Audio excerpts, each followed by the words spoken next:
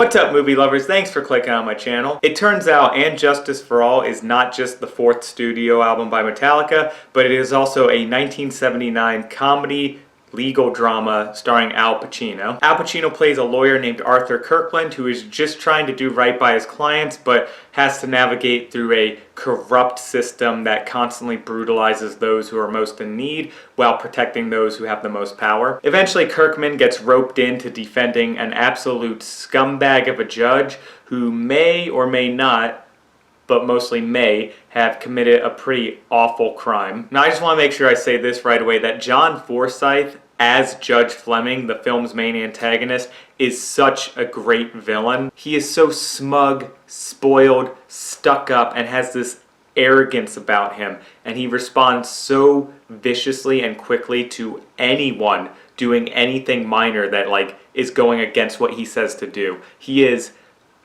such a scumbag, and John Forsythe plays the role really well. There's a scene where Al Pacino's talking to him to try to get an innocent guy out of jail who everyone agrees is innocent, but due to a technicality he just can't be released, and the judge looks Al Pacino right in the face and says, "I don't give a shit about your client," and just walks off. That's the type of guy we have for an antagonist in this movie, and he's one of the best parts of it. And this movie is an interesting case.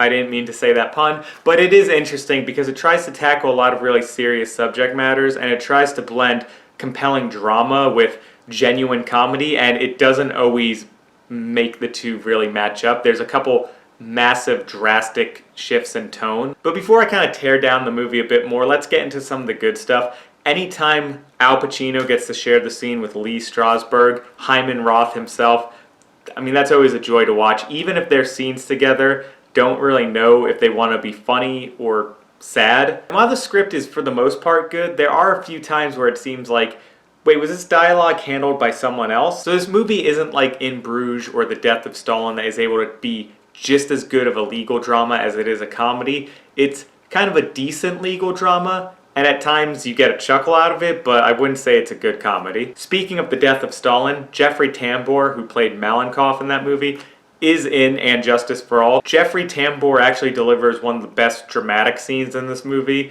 where he is showing up to Al Pacino's place drunk at 2 a.m. in the morning because he found out that a criminal, a killer, who he knew was guilty and he got off on a technicality, went out and killed a couple more people that very night. That scene, though, is immediately followed by a scene where Al Pacino goes for a helicopter ride with a judge who is a lunatic, and he's afraid of heights.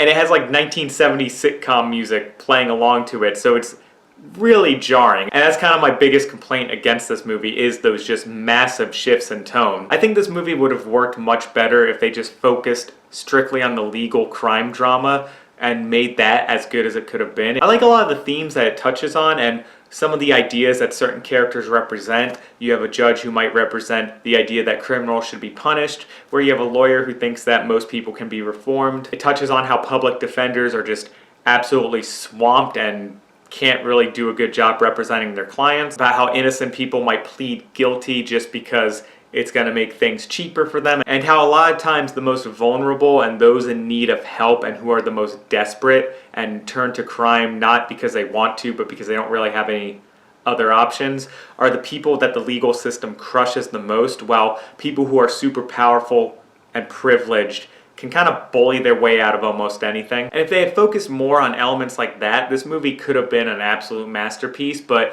you'll have little hints of that, and then you'll have a slapstick comedy routine that seems like it came out of Animal House. And I don't want to sound like I'm coming down too hard on this movie, because I did enjoy it. It's an enjoyable film, and a lot of the comedic moments you'll get a chuckle out of. You'll be like, ha, that was funny. But it does undermine the film as a whole just because there's not that consistency. There are elements of greatness to this film, though, and during the final scene, when everything's finally coming to a head, it is one of the more memorable climaxes for a movie you'll ever see. For me, And Justice for All is a B-tier movie.